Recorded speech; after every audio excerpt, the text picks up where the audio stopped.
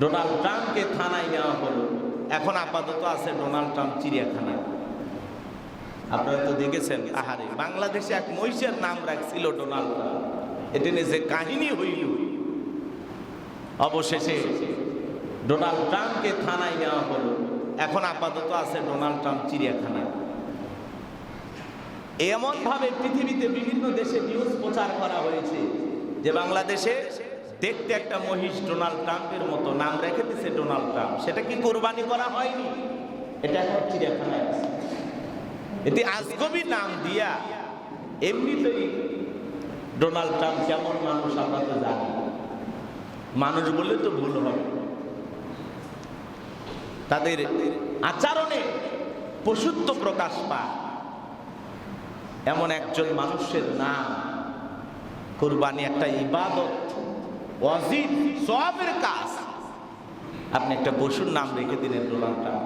স্বরাষ্ট্রমন্ত্রী বলেছেন না, এই পশু আপাতত জবাই করা যাবে। রেখে দেওয়া হয়েছে ডোনাল্ড ট্রাম্পকে এখন চিড়িয়াখানা। সারা দেশে আলোচনা হয়েছে, পৃথিবীতে এখনো আলোচনা চলতেছে। হিতে বিপরীত কখন যে কি ঘটবে আমরা কিচ্ছু জানি না। তবে এগুলো বাড়াবাড়ি করা কখনোই ঠিক নয়। আজকবি একটা নাম দিয়ে কেন ঝামেলা পাকাবো? পৃথিবীতে দেখতেছেন না কাদের ইশারায় যুদ্ধ বাজে বিভিন্ন দেশে, কাদের কারণে মানুষ ক্ষতিগ্রস্ত হয় আপনারা দেখেন না, বলেন না। আমেরিকার প্রেসিডেন্ট ডোনাল্ড ট্রাম্পের নাম দিবেন মহিষের নাম, কি প্রয়োজন ছিল এগুলো? আজকে এটাকে জবাই করতে পারলো না, এখন চিড়িয়াখানায় রেখে দিচ্ছে। প্রাণী সম্পদ মন্ত্রণালয়ের দায়িত্বে এখন এটা আছে। এটা ভবিষ্যতে কি হবে না হবে, যতদিন থাকবে একটা ঝামেলা বেজেই থাকে। আল্লাহ যেন আমাদের এই বিষয়গুলো সহজ করে দেন। জোরে বলেন আমিন। আর একটু জোরে বলেন আমিন। কষ্ট পেয়েছে, এগুলো পশুর নাম দেবেন। এই যে যারা ঢাকায় কুরবানির পশু নিয়ে যায়, দেখেন গতকালকে টেলিভিশনে দেখছেন কি কান্নাকাটি।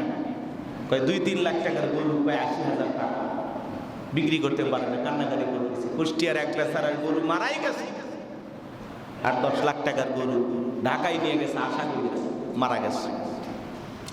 এই যে অতি লোভে কিছু মানুষ ঢাকায় যায়, ঢাকার লোকেরা সুযোগ দেয়, মনে করছে ঢাকায় গেলে বেশি দামে বিক্রি হবে। কথা আছে, অতি লাভে তাতি নষ্ট। লোভ করতে গিয়া এই বছরে অধিকাংশ মানুষ ঢাকায় গিয়ে পশুগুলো বিক্রি করতে পারে না, কোরবানির গরুগুলো বিক্রি করতে পারে না।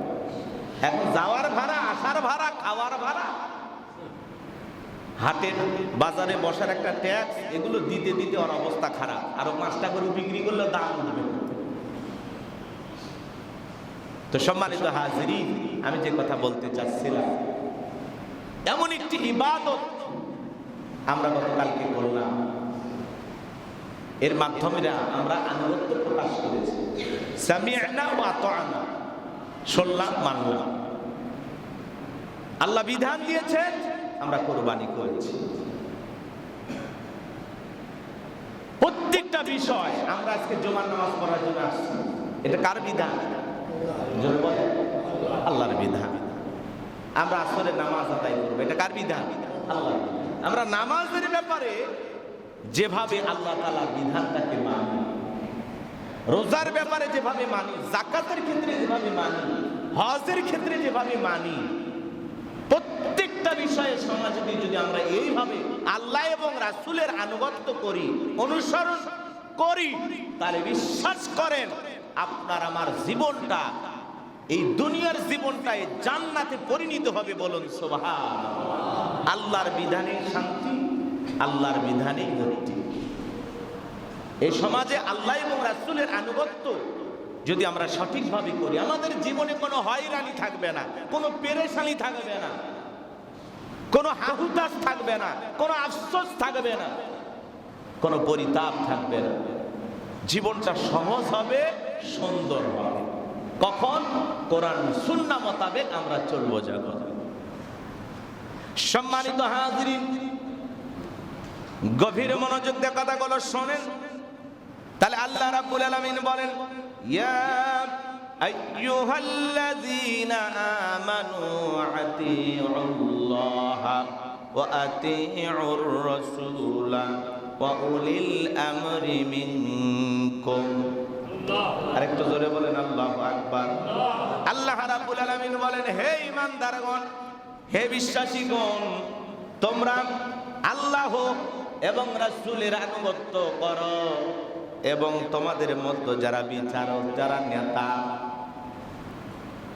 তাদের আনুগত্যের কথা আল্লাহ রাব্বুল আলামিন বলেছেন। কিন্তু কিভাবে আনুগত্য করবেন? নেতার সব কথাকে একবারে মেনে নেবেন না। আল্লাহ রাব্বুল আলামিন সেটা আবার সুন্দর করে জানায় দিলেন, তোমাদের মধ্যে যারা বিচারক হবে তাদের। এরপরে আল্লাহ রাব্বুল আলামিন বলেন, ফাইন তানাযাতুম ফি শাইইন ফারুদ্দুহু ইলাল্লাহি ওয়ার রাসূলি ইন কুনতুম তুমিনুনা বিল্লাহি ওয়াল ইয়াউমিল আখির যালিকা খায়রুন ওয়া আহসানু তা'ওয়িলা।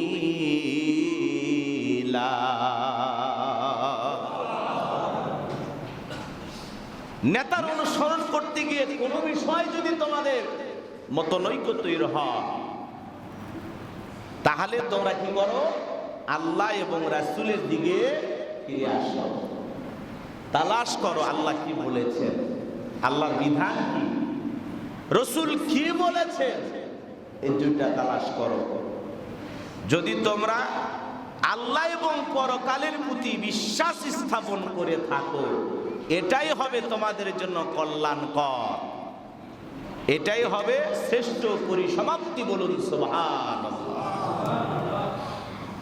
তাহলে কোন দায়িত্বশীল কোন নেতা যা বলবে তাই আমাকে মানতে হবে এমনটা নয়। সেটা যত বড় নেতা হোক, যত দাড়ি টুপি থাক, যত পীর সাহেব হোক, কথা বোঝেন নাই, যত বড় বুজুর্গ হোক না কেন, দেখতে হবে নেতার সেই আদেশের সাথে কোরআন সুন্নাহ মেলে কিনা।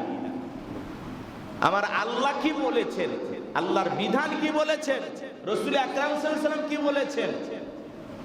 যদি আল্লাহ এবং রাসূলের, এদিক খেয়াল করে, বিধানের সাথে আল্লাহ এবং রাসূলের কোরআন সুন্নাহর সাথে যদি মিলে যায়, যদি কোরআন সুন্নাহর সাথে মেলে, তাহলে আমি নেতার কথা মান্য করব। আর যদি কোরআন সুন্নাহর সাথে না মেলে, সেই নেতা যতই আপনাকে বোঝায়, যত ধরনেরই অর্ডার দিক, এটা আপনাকে পালন করা যাবে না। সম্মানিত হাজিরিন, যে কথা আমি বলতে চাচ্ছিলাম, এই পৃথিবীর জমিনে অসংখ্য নজির আছে, অসংখ্য ঘটনা আছে। এই জন্য কিয়ামতের ময়দানে আল্লাহ রাব্বুল আলামিন বলবেন, কঠিন কিয়ামতের ময়দানে যখন ফয়সালা হয়ে এক শ্রেণীর মানুষকে আল্লাহ রাব্বুল আলামিন যখন জাহান্নামে পাঠিয়ে দেবেন, তখন তারা জাহান্নামে যাওয়ার পরে আফসোস করবেন, ইয়াউমা তাকাল্লাবু ওয়ুজুহুহুম ফিন-নার। যেদিন জাহান্নামের আগুন দিয়ে তাদের চেহারাগুলোকে ওলটপালট করে পুড়িয়ে ফেলা হবে, সেদিন তারা আফসোস করবে, হাহুতাশ করবে।